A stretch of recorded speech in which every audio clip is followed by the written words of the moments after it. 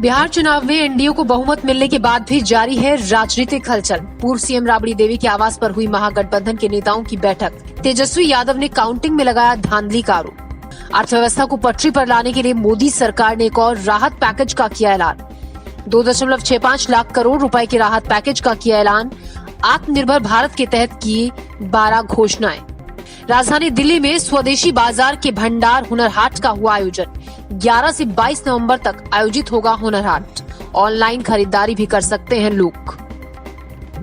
सुस्ती से जूझ रही देश की अर्थव्यवस्था में तेजी लाने के लिए वित्त मंत्री निर्मला सीतारमण ने जानकारी दी कि सरकार $20,000 के प्रोत्साहन पैकेज पर काम कर रही है। साथ ही आज की प्रेस कॉन्फ्रेंस में वित्त मंत्री निर्मला सीतारमण ने यह भी जानकारी दी कि सरकार के पिछले दिनों लिए गए फैसलों के चलते ही जीएसटी कलेक्शन बढ़ा है। सालाना आधार पर इसमें 10% की बढ़ोतरी दर्ज की गई है। सुस्ती से जूझ रही इकोनॉमी को सहारा देने के लिए सरकार $20 अरब के नए प्रोत्साहन पैकेज पर काम कर रही है। आत्मनिर्भर भारत रोजगार योजना के तहत 1.59 लाख संस्थाओं को 8300 करोड़ रुपए का लाभ दिया गया है। इससे 1 करोड़ 21 लाख से ज्यादा लोग लाभान्वित हुए हैं। निर्मला सीतारमण ने बताया कि आरबीआई ने तीसरी तिमाही में इकोनॉमी के पॉजिटिव ग्रोथ का अनुमान जताया है। शेयर बाजार और मार्केट कैप की बढ़त हमारे प्रयासों का नतीजा है। Prominent economists have been writing as to what is the nature of this rebound, and it is just not due to pent-up demand. It's a sustainable, strong economic growth which is being read by many economists who've been writing, and also noticing that this growth is also getting energized by the unrelenting reform pitch with which a lot of strong steps towards systemic reforms are being taken by the government. So this is the strong recovery picture which I'd like to put before you. And like the earlier announcements, I do it in English and Raghavi will do it in Hindi.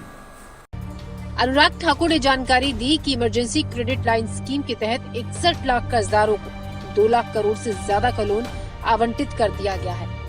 इसमें से 1.52 लाख करोड़ रुपए वितरित कर दिए गए हैं। लोगों ने इसका लाभ उठाया है, अकाउंट होल्डर्स ने, और जिसमें लगभग 2,05,000 करोड़ रुपया सैंक्शन किया गया है और वितरित किया गया, वो भी 1,52,000 करोड़ रुपए इसमें वितरित किया।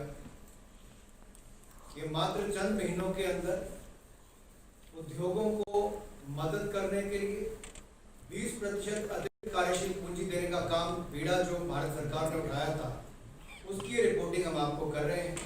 1,52,000 करोड़ रुपया अब तक इसमें वितरित किया गया है और कुल मिलाकर 2,05,000 करोड़ रुपया इसमें 61 लाख करोड़ को सैंक्शन किया है। आगे पार्शियल क्रेडिट गारंटी स्कीम 2.2 में पब्लिक सेक्टर बैंक्स ने लगभग 26,890 करोड़ रुपए के पोर्टफोलियो लिए हैं और स्पेशल लिक्विडिटी स्कीम के अंतर्गत एनबीएफसी और हाउसिंग फाइनेंस कॉर्पोरेशन कंपनीज ने 7,227 करोड़ रुपया भी वितरित किया है, जो अपने आप में आपको दिखता होगा कि हाउसिंग के क्षेत्र में किस तरह से पिछले कुछ महीनों। वित्त मंत्री निर्मला सीतारमण ने यह भी कहा कि बीते दिनों लिए गए फैसलों की वजह से जीएसटी कलेक्शन में भी बढ़ोतरी दर्ज हुई है। सालाना आधार पर इसमें 10% की तेजी आई है। बिहार विधानसभा चुनाव के नतीजे भले ही आ गए हों, लेकिन राज्य के राजनीतिक गलियारों में हलचल अभी भी तेज है। बिहार की पूर्व मुख्यमंत्री राबड़ी देवी के आवास पर महागठबंधन की बैठक हुई, जिसमें तेजस्वी यादव ने एक बार फिर से वही आरोप लगाया कि चुनावों में धांधली हुई है और उन्होंने कहा कि जनता हमारे साथ है। बिहार विधानसभा चुनाव में एनडीए की जीत के बाद जहां सरकार बनाने की कवायद शुरू हो गई है, वहीं आरजेडी नेतृत्व वाले महागठबंधन में सरगर्मी तेज है। गुरुवार को पटना में महागठबंधन में शामिल सभी घटक दलों के विधायकों की बैठक हुई, जिसमें तेजस्वी यादव को विधायक दल का नेता चुना गया। विधायक दल का नेता चुने जाने के बाद तेजस्वी यादव ने सरकार पर निशाना साधते हुए कहा, जनादेश महागठबंधन के पक्ष में था, लेकिन चुनाव आयोग का नतीजा एनडीए के पक्ष में रहा। ये पहली बार नहीं हुआ है कि जनता का जो जनादेश है और जो नतीजा इलेक्शन कमीशन का है, नतीजे और फैसले का बड़ा अंतर है। फैसला हमारे पक्ष में और नतीजा उनके पक्ष में। ये कोई बिहार में पहली ऐसी कोई घटना नहीं है। 2015 में महागठबंधन जब बना था तो वोट जो है, जनादेश जो है, वो महागठबंधन के पक्ष में था, लेकिन चोर दरवाजे से बीजेपी सरकार में आई, जो कि बीजेपी के जनता का जो आदेश था कि बीजेपी को विपक्ष में रहना। लेकिन बिहार के मुख्यमंत्री लालच में, लोभ में या डर के कारण, या आप कह सकते हैं बीजेपी ने हाईजैक कर लिया। बीजेपी की सरकार रही, कहा जाता है डबल इंजन की सरकार, लेकिन पूरे चुनाव में हम लोगों ने जो सही मुद्दा था, जो जनता का मुद्दा था, चाहे सरकारी नौकरी रोजगार के सवाल पे, गरीबी, भूखमरी, पलायन, मजदूर, किसान, शिक्षा, चिकित्सा, या आप कह सकते हैं नियोजित शिक्षकों की जो समान काम समान वेतन, या स्वयं सहायक समूह के मानदेय की बात रही हो, नौकरी की बात रही हो, उसको लेकर के हम लोग बड़े सकारात्मक रूप से हम लोगों ने मुद्दा बनाया। इस दौरान तेजस्वी यादव ने पीएम मोदी के साइलेंट वोटर वाले बयान पर भी निशाना साधा और कहा कि जब उसने बता दिया कि बीजेपी का वोट दिया है तो वो साइलेंट कहां से हुआ। ये साइलेंट वोटर्स है कि इनविजिबल वोटर्स है? और साइलेंट वोटर क्या बोल रहा है? आप लोगों को कौन बोल दिया कि साइलेंट वोटर ने एनडीए को वोट दिया? हम तो जानना चाहते हैं। तब तो साइलेंट वोटर रहा ही नहीं ना।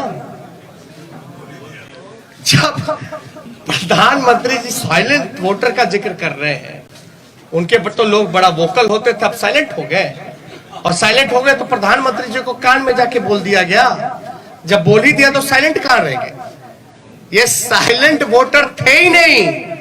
ये साइलेंट वही है जो इनविजिबल वोटर है, जो कि बीजेपी के प्रकोष्ठ है। तेजस्वी यादव ने ऐलान किया कि उनकी ओर से धन्यवाद यात्रा निकालेंगे। बता दें कि बिहार में महागठबंधन को इस बार 110 सीटें मिली हैं और लगातार सरकार पर जबरन कई प्रत्याशियों को हराने का आरोप भी लगाया गया है। महागठबंधन में राजद को 75 और लेफ्ट पार्टियों को 16 सीटों पर जीत मिली है। मुख्यमंत्री अरविंद केजरीवाल ने मिशन एक्सीलेंस योजना के तहत 77 उभरते खिलाड़ियों को 4.39 करोड़ की आर्थिक मदद दी। सीएम अरविंद केजरीवाल ने कहा कि मेडल जीतने के बाद तो खिलाड़ियों को सभी सम्मान राशि देते हैं, लेकिन हम दिल्ली सरकार में ऐसे लोग हैं जो कि खिलाड़ियों को संघर्ष के वक्त में मदद करते हैं। इसके लिए अरविंद केजरीवाल और उप मुख्यमंत्री मनीष सिसोदिया ने 77 उभरते खिलाड़ियों के लिए मिशन एक्सीलेंस योजना के तहत 4.39 करोड़ की आर्थिक मदद दी। सीएम केजरीवाल ने कहा कि हम चाहते हैं अंतर्राष्ट्रीय खेलों में दिल्ली के खिलाड़ी और अच्छा प्रदर्शन करें। अरविंद केजरीवाल ने कहा, हमारे देश में जब कोई खिलाड़ी मेडल जीत कर आता है तो उसे सभी सम्मान देते हैं, लेकिन हम खिलाड़ियों के संघर्ष के वक्त उनका साथ देते हैं। जब उनके पास ट्रेनिंग के लिए पैसे नहीं होते, घर से मदद नहीं मिलती, खिलाड़ी अपने बलबूते अपनी मेहनत से आगे बढ़ता है। ऐसे खिलाड़ियों की मदद के लिए अब दिल्ली सरकार है। सीएम ने कहा, हमारा मकसद केवल दिल्ली के खिलाड़ियों की मदद का नहीं है, हमारी मदद पूरे देश के लिए है। साथ ही मुख्यमंत्री ने भी भरोसा दिलाया कि आप कभी भी मदद के लिए मेरे पास आ सकते हैं। इस मौके पर कुश्ती खिलाड़ी सुशील कुमार भी मौजूद थे। उन्होंने कहा, ऐसी योजना देश में और कहीं नहीं है, इससे खिलाड़ियों का मनोबल बढ़ेगा। कोरोना महामारी के बीच धीरे धीरे अब चीजें अनलॉक हो रही हैं और अनलॉक होने के बाद पीतमपुरा में चलने वाला हुनर हाट फिर से शुरू हो गया है। 11 नवंबर से 22 नवंबर तक हुनर हाट चलेगा। हुनर हाट में स्वदेशी सामानों की भरमार मिलती है। ऐसे में सभी लोग भी खुश हैं जो हर साल यहां पर शॉपिंग के लिए जाया करते थे, खासतौर पर दिवाली के मौके पर। और हुनर हाट के फिर से खुलने से देश के लाखों हस्तशिल्प और दस्तकारों में खुशी का माहौल है। कोरोना की चुनौतियों के बीच करीब 7 महीनों बाद बुधवार को हुनर हाट शुरू हो गया। पीतमपुरा दिले हाट में 11 से 22 नवंबर तक हुनर हाट का आयोजन किया जाएगा।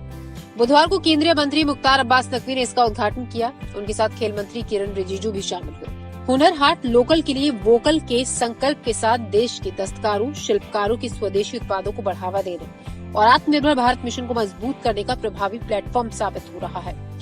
इससे देश के लाखों स्वदेशी विरासत के उस्ताद, दस्तकारों, शिल्पकारों में उत्साह और खुशी का माहौल है। पीतमपुरा हुनर हाट में 100 से ज्यादा स्टॉल लगाए गए हैं, जिसमें विभिन्न राज्यों से मिट्टी और मेटल से बने खिलौने, दिल्ली की कैलीग्राफी पेंटिंग, असम के ड्राई फ्लावर्स, बिहार की मधुबरी पेंटिंग्स, आयरन निर्मित खिलौने और प्रदर्शनी एवं बिक्री के लिए उपलब्ध है। दरअसल देश के हर क्षेत्र में देसी उत्पाद की बहुत पुरानी और पुश्तैनी परंपरा रही है, जो कि धीरे धीरे लुप्त हो रही थी। लेकिन प्रधानमंत्री नरेंद्र मोदी द्वारा स्वदेशी उत्पादों को प्रोत्साहित करने के आह्वान ने भारत के स्वदेशी उद्योग में नई जान डाल दी है। और अब खबर पंजाब से। पंजाब पुलिस ने पुलिस स्टेशन के बाहर एक नोटिस चस्पा कर दिया है। काफी दिलचस्प और मजेदार नोटिस ये है क्योंकि इस पर लिखा गया है कि हमें दिवाली पर गिफ्ट नहीं चाहिए। पंजाब पुलिस के मुताबिक दिवाली के मौके पर उन्हें दिए जाने वाले गिफ्ट गरीबों में जनता बांट दे। उन्होंने लोगों से अपील की कि हमें जो आप गिफ्ट देते हैं उन्हें गरीब लोगों में बांट दें और उनकी मदद करें।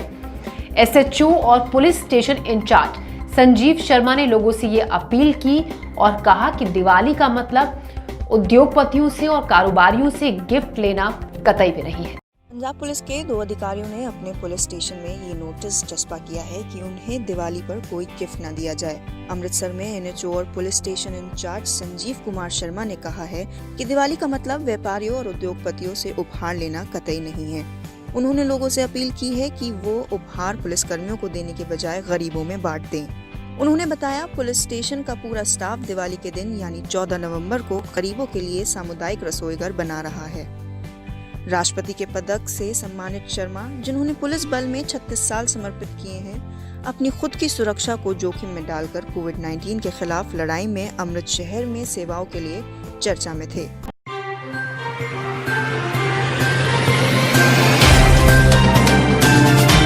Subscribe now and press the bell icon. Never miss an update.